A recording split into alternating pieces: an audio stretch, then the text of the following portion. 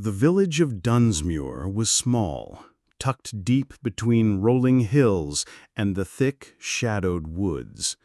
Life here was simple: fields of barley, sheep grazing on the hillsides, and the slow toll of the church bell marking the hours. But every autumn, when the nights grew colder and the air carried the sharp smell of frost, a heavy fog would creep in from the forest. It was not the usual mist that rolled lazily across the meadows. No, this fog was different, thicker, heavier, almost alive.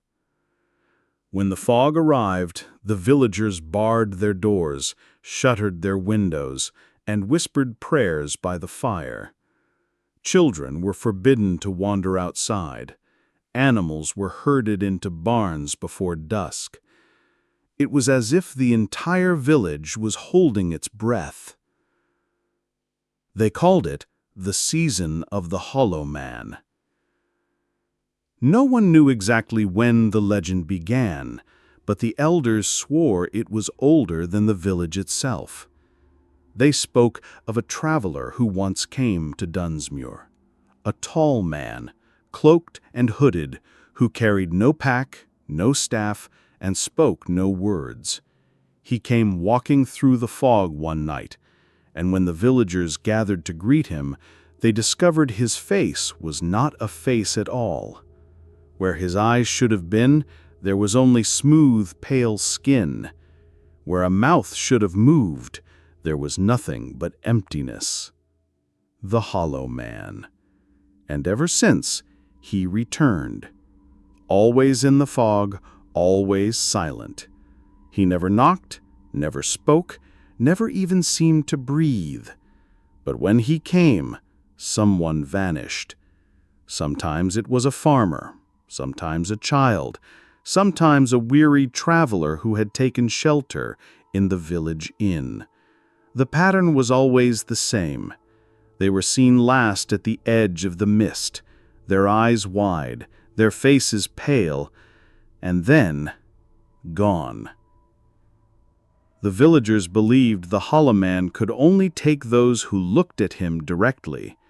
If you averted your gaze, kept your head down, and never tried to see what was beneath his hood, you might survive. But human curiosity is a dangerous thing. People always looked, and those who looked never came back. On the first night of October, the fog rolled in thicker than ever before. The church bell rang once, then fell silent. Doors slammed shut, lanterns were doused, and the village of Dunsmuir went dark. But not everyone hid. In a small cottage on the edge of the fields, a young man named Thomas sat by his window, staring out into the mist. He had heard the legends all his life, had grown up with the fear of the Hollow Man hanging over him like a shadow. But Thomas was not like the others. He did not believe in stories. He wanted truth. And as the fog swallowed the village whole, he swore to himself that if the Hollow Man truly walked among them, he would see him with his own eyes. The fog did not lift with the morning sun. By dawn, the village was still smothered in gray, as though the world outside had been erased. The air was damp and heavy, carrying the faint scent of rot from the marshes. Few dared to leave their homes, and those who did moved quickly, heads bowed, as if even the mist itself were watching. Thomas walked through the deserted lanes, his boots crunching on gravel. The silence was so complete that every step sounded like an intrusion. Curtains twitched as he passed, villagers peering out but never opening their doors. It was as if the entire place had fallen under a spell. At the edge of the square, the old stone church loomed. Its doors were locked, but the priest, Father Alden, stood outside, clutching his rosary. His hands trembled as he muttered prayers under his breath. When Thomas approached, the priest's eyes widened. "You shouldn't be out here," Father Alden whispered, his voice sharp with fear. "Not in the fog, not now." Thomas folded his arms. "All my life I've heard the stories, but that's all they are, aren't they? Stories, shadows to keep children from wandering too far." The priest's expression hardened. "Then you haven't listened. Ask the Carvers about their boy. Ask old Margaret about her husband. Ask me about my brother." The name struck Thomas like a stone. He remembered, dimly, hearing as a child that Father Alden's brother had vanished long ago. A hunter, they said, who never returned from the woods. But no one had spoken of it openly for years. The priest drew closer, lowering his voice. "The hollow man comes when the fog is thick. He does not need to break doors or force himself inside. He waits, always in the street or the fields or the river's edge. And he chooses. If your eyes meet his, if you dare to look beneath the hood, he takes you. Not just your body, your soul. That is why no one has ever been found." Thomas felt a shiver run through him, though he fought to keep his face steady. "How do you know it was him? Maybe your brother just wandered too far." The priest's voice cracked. "Because I was there. I saw him." The words clung to the air like frost. The priest looked away, gripping his rosary until his knuckles turned white. "We were hunting together. The fog came. I told him not to look, not to raise his head, but he didn't listen. He thought it was just a man. He thought he could chase him off. When he turned his eyes to the hood, he screamed, just once, and then he was gone. No tracks, no body, nothing, only the fog." Thomas's heart pounded. He wanted to laugh, to dismiss it as an old man's rambling, but the raw terror in the priest's voice silenced him. That night the villagers gathered in whispers, huddled close to their fires. No one dared to speak above a murmur. Every family had a story, someone lost, someone taken, always in the fog. Mothers clutched their children tighter.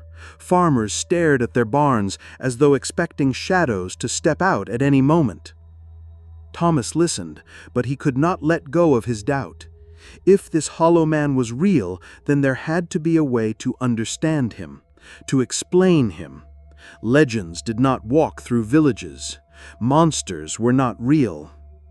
And yet, as he returned to his cottage, the fog pressed against the windows like a living thing. It swirled and shifted as though waiting for him to step outside. And in the distance, faint but certain, he thought he heard footsteps. That evening, the fog thickened until the world outside Thomas's cottage was nothing but a shifting wall of gray. He lit a lantern, though the weak flame seemed to struggle against the gloom. The air inside was damp, as if the mist were seeping through the very walls. A sudden knock at the door startled him. No one ever called after dark, not during the fog. Slowly, Thomas unlatched the door and opened it just a crack. Old Margaret stood outside, her back bent, a shawl pulled tightly around her shoulders. Her face was pale and creased with fear. "You fool," she hissed, pushing her way inside before he could stop her. "Do you have a death wish? Sitting here with your window open, staring into the fog like it's a painting." Thomas frowned, closing the door behind her. "You've been listening to too many stories." But Margaret's eyes burned with an intensity that made him pause. "Stories?" she spat. "Is that what you call them? My husband went out one night, same as you, bold and clever, claiming he wasn't afraid. He heard footsteps in the mist. He looked. And do you know what I found the next morning? His boots, just his boots, standing in the road like he'd stepped right out of them. No body, no trail, no nothing." She grabbed his wrist with surprising strength. "You don't understand. The Hollow Man doesn't kill you like a thief with a knife. He takes you, pulls you into himself. You become part of the fog, another hollow soul walking behind him. That's why we call him hollow, because he's filled with the ones he's taken." Thomas felt the hairs on his neck rise. He tried to laugh, but the sound came out strained. "You expect me to believe some faceless phantom swallows people whole? That's madness." Margaret leaned close, her breath sharp in the candlelight. "Madness or not, listen to me. Whatever happens, never look at his face. Keep your head down, shut your eyes, run if you must, but do not look. Even if you feel his shadow fall across you, even if you hear him whisper your name, do not look." Her words sunk into him, heavy as stones. For the first time, Thomas felt the edge of real fear.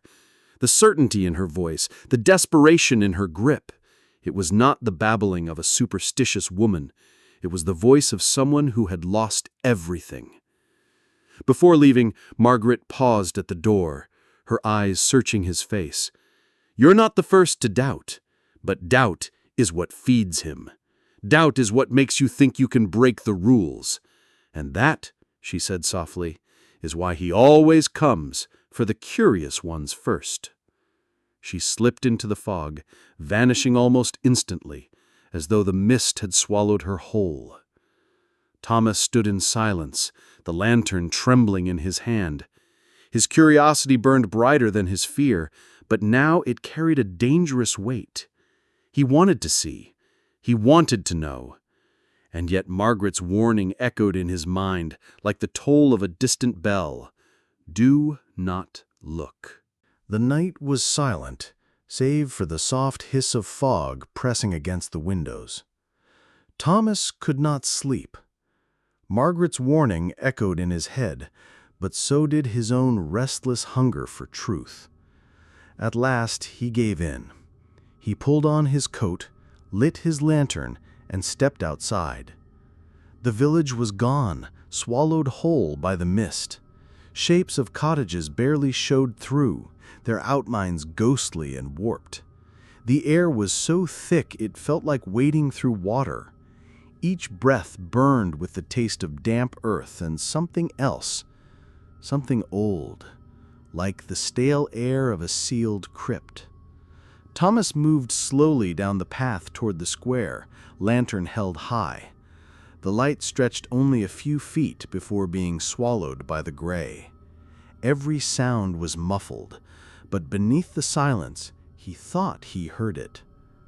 Footsteps, slow, deliberate, not his own. He froze, his heart pounding. From somewhere ahead, the footsteps continued, soft thuds on the wet earth, steady, unhurried. They grew louder, closer, though the fog revealed nothing. Thomas's mouth went dry. He wanted to turn back, to slam his door and never open it again, but his curiosity was stronger. He took another step forward. Then he saw it. A shadow in the fog, tall, still, hooded. The figure stood in the middle of the square, unmoving, as if it had been waiting for him. Thomas's lantern flickered wildly, the flame shrinking as though it feared the dark presence ahead. The Hollow Man. Every instinct screamed at him to look away, to drop to his knees, to bury his face in the mud. But Thomas couldn't. His eyes locked on the figure, his body paralyzed between terror and fascination. The mist shifted, curling around the figure like smoke around a flame. Slowly, so slowly, it began to move. One step, then another. Its feet made no sound, yet the weight of its approach pressed on Thomas's chest like an invisible hand. The hood hung low, hiding what lay beneath. But as the figure drew nearer, Thomas felt it. An almost magnetic pull, dragging his gaze upward. His breath caught, his muscles screamed in protest. "Don't look! Don't look!" He clenched his fists, forcing his eyes to the ground, to the boots of the thing before him. They were old, caked with mud, but they did not leave tracks in the soil. He bit his lip until he tasted blood, every nerve in his body shaking with the effort of resisting. The hollow man stopped, inches away.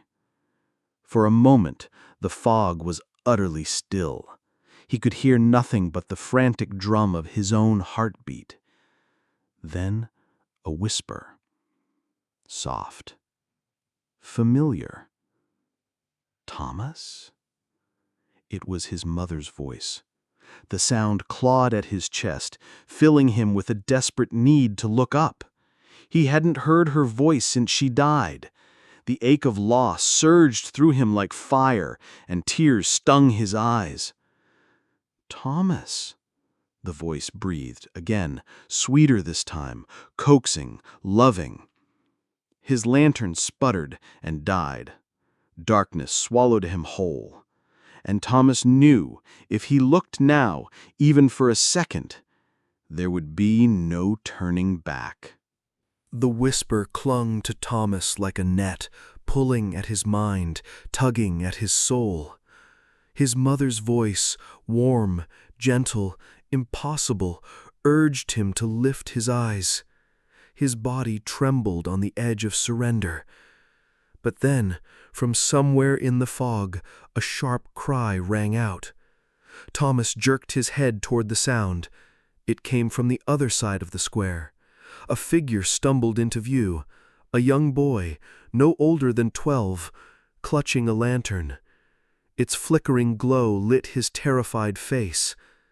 "Please," the boy cried, his voice cracking. "Help me!"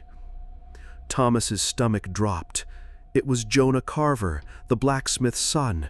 He must have slipped out of his home, perhaps chasing after a lost goat, perhaps only curious like Thomas himself. And now he was caught. The hollow man turned. Slowly, the hood shifted toward the boy.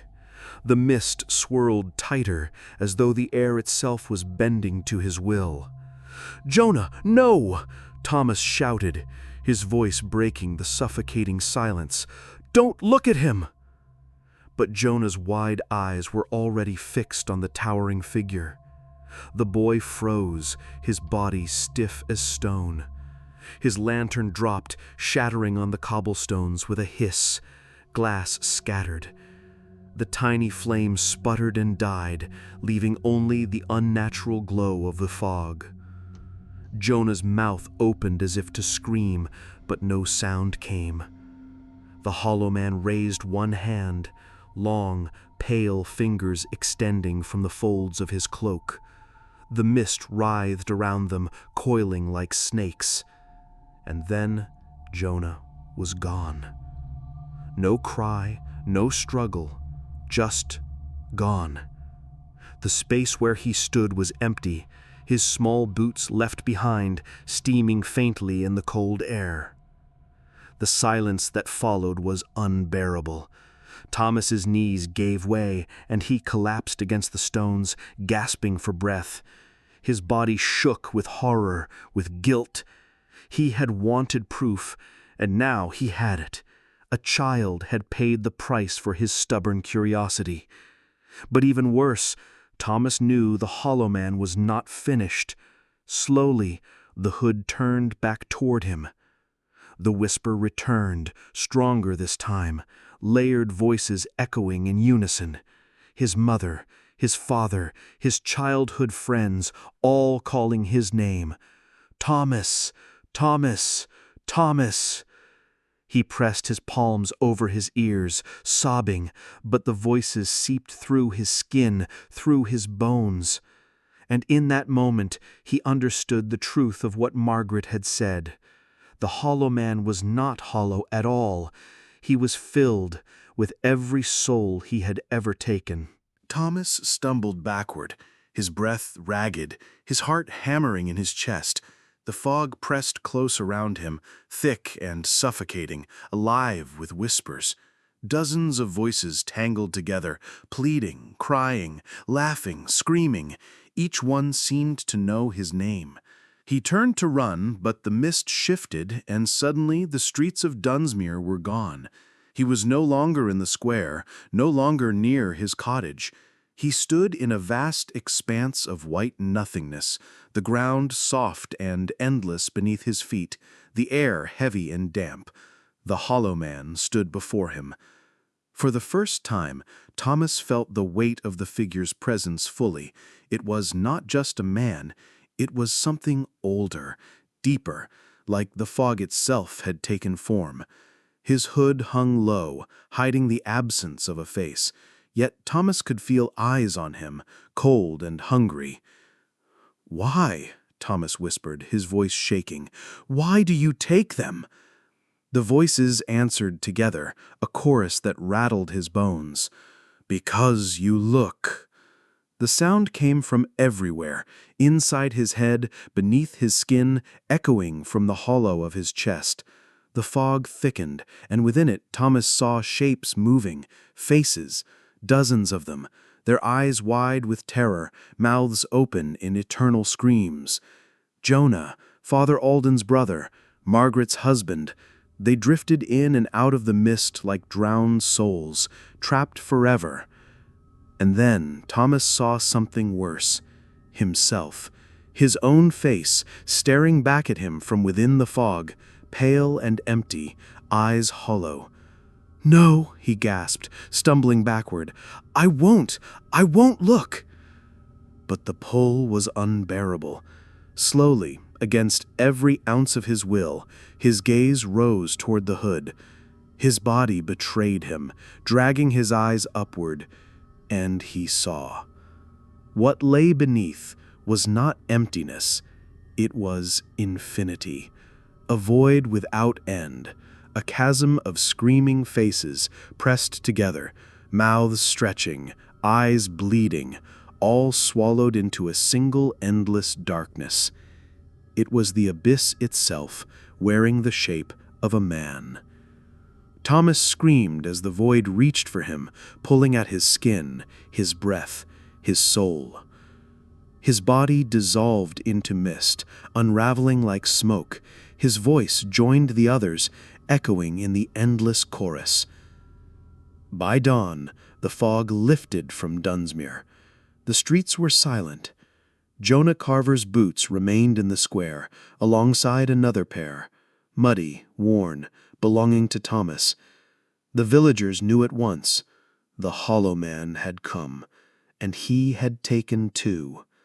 They shut their doors tighter, whispered their prayers more fervently, but deep down they all knew the truth. The Hollow Man would return. He always returned. And as long as there were eyes to look, he would never be empty.